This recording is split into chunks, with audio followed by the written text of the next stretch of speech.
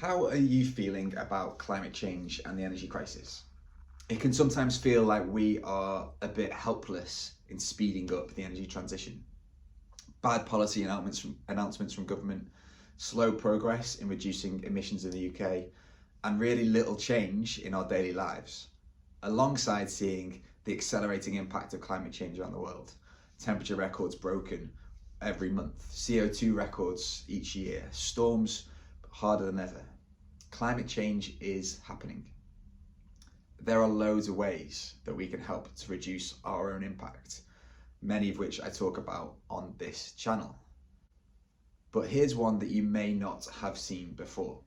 What if there was a way that you could help fund the development of new low carbon electricity generation here in the UK, and at the same time get some benefit of lower cost electricity in return, helping to accelerate the energy transition and cut your costs at the same time?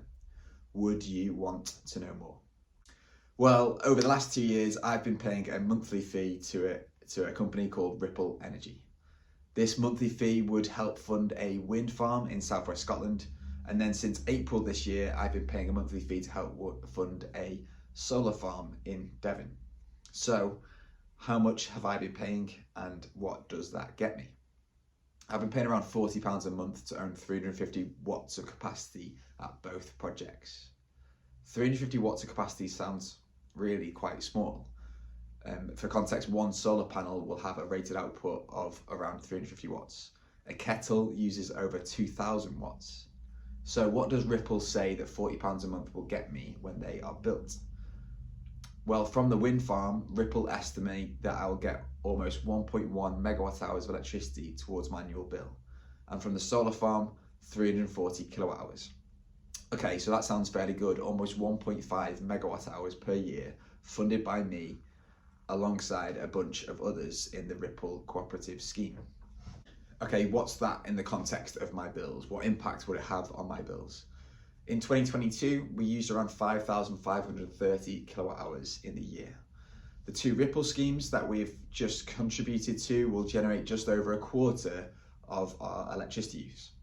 And Ripple estimate that the savings linked to this generation will reduce our bills between £70 and £103 per year, which works out about 4.5 to almost 10 pence per kilowatt hour, which is about a 15 to 35% discount on electricity.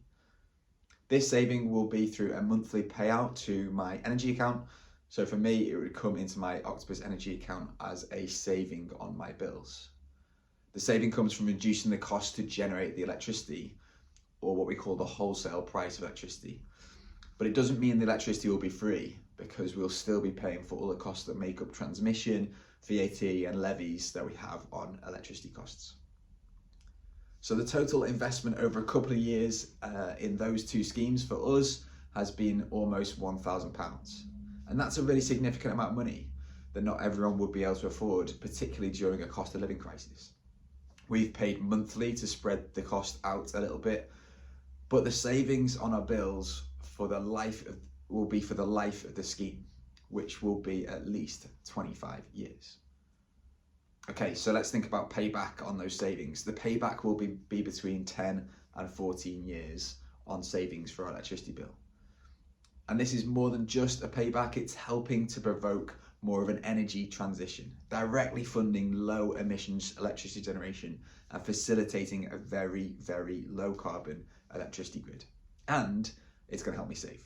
Cheaper heat, and in the future, cheaper fuel for a car, as well as cheaper cooking, lighting, washing, charging, and everything else we use power for.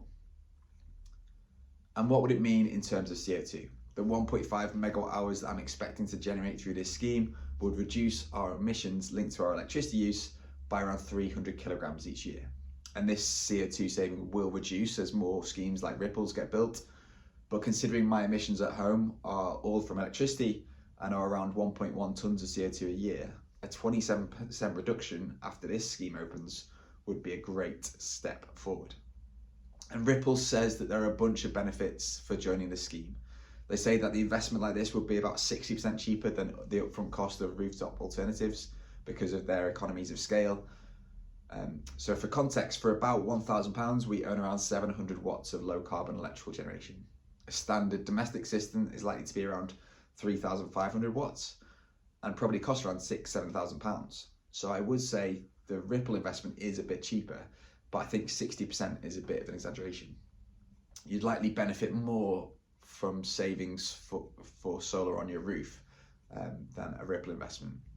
But one thing to remember, unless you have a huge system and a big battery, you're still likely to purchase electricity from the grid at some point over the year.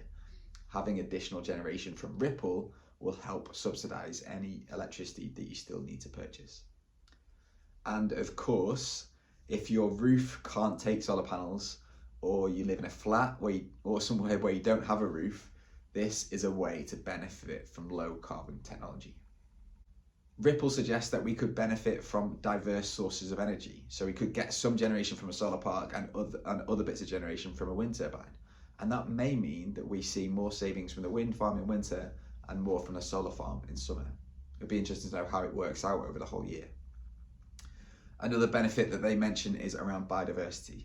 They suggest that the environment around their projects will be improved as a result of their development. Okay, so let's just go back to the cash. I am not qualified to say whether this is a good investment, nor comment on whether it's a good return on investment, or compare it to other financial products or to savings accounts. And this video is very much not me advising you on investments. But anyway, I personally am chuffed that I can use some money to have this CO2 benefit as well as having some financial benefit for us in the long term. I see this as an environmental investment that is likely to help the bank balance. Why have I done this video now? The schemes that I've invested in still haven't been built, but I thought now is a good time to talk about it because Ripple are about to open a new scheme for another solar park that opens for reservations on the 20th of November, just next week.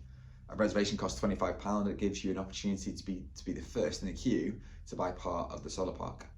In early December, those who have reserved will be able to buy shares of the farm, and then in mid-December, everyone who didn't reserve would have a chance to buy their part too. They would then go about constructing the scheme, which may take 18 months or 2 years to develop.